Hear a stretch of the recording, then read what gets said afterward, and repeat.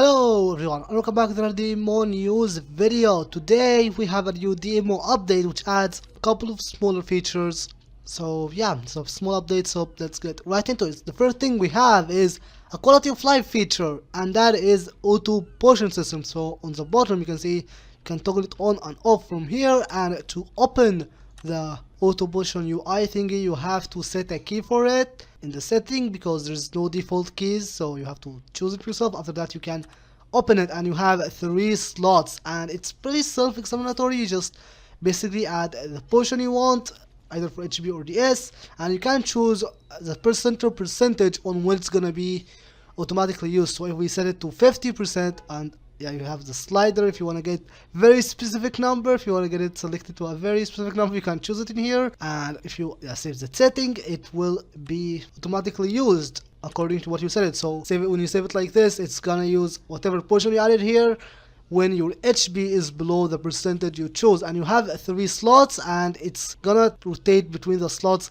if the first slot is on cooldown. So let's say you get 50% and want to use the banana, but the banana is on cooldown. If you have another item that is not on cooldown on the second slot, it will use it. You could do is you have one for HB and one for DS, for example. So this button will basically have a simplified version of it so you can see it, or of course you can use it with a hotkey and saves it. So pretty cool. Like, from what I understand, it checks your Digimon stats, not the tamer, so I can have it for tamer DS. So kind of unfortunate. I guess it's gonna be useful in like general leveling or whatever, where you just don't want to keep paying attention to HB, just wanna smack mobs quickly. So it's a fine feature, basically a quality of life feature, which is stuff like that is always welcome. So it's pretty good, and you have a button to enable or disable it on the UI down there next to the magnetic. So it's pretty cool. Next we have is Digimon rebalancing. Merciful mode is getting a buff. It's getting an HB, an attack buff, and critical rate buff as well, and small hit buff, and required Digisoul to use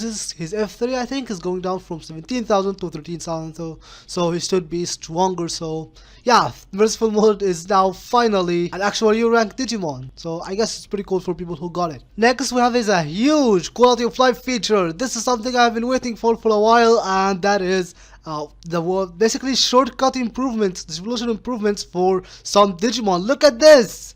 I can digivolve to AOA directly. Now, for those who didn't know or didn't have Digimon, to digivolve to Alphamon Ryukin Awaken previously, you had to digivolve to Alphamon first, then Alphamon Ryukin, then Alphamon Ryukin X, and finally Alphamon Ryukin Awaken. Yep, that's right, you had to go all the way one by one. That was painful. Now with a click of a button you can digivolve to AOA directly, which honestly pretty huge. And same thing for Gabumon and Omega Online in general. Now I'm missing a few, so it's hard for me to show. I believe the one next to Z, Garurumon, is gonna be the one of friendship, and one here I think is Omega X, and one here is Merciful mode. So yeah, I guess it's pretty cool because it was really painful with Ryudomon, so that's pretty good.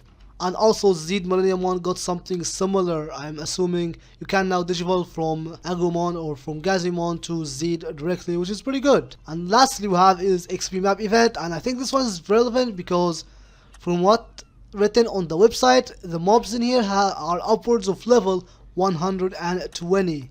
I can't enter now, but this is the times where you can enter, and it's GMT +9, or basically the Korea time, and during the times you'll be able to enter the maps, and they have mobs upward of level of 120, which means you can basically level to 140 in this map. So that is very good. I don't know how much XP they gave. I'm gonna assume it's not gonna be faster than Rainbow Bridge, but I'm also gonna assume it probably is faster than Minato. So I think it should be pretty good for leveling, so that is really nice. And last bit of news, and why this video was delayed, is I waited for Wednesday so we can get the KDMO update, and we kinda got nothing. It's just a seal event. So there is a seal event going in KDMO, I guess the seal exchange pack event in KDMO, so there's that.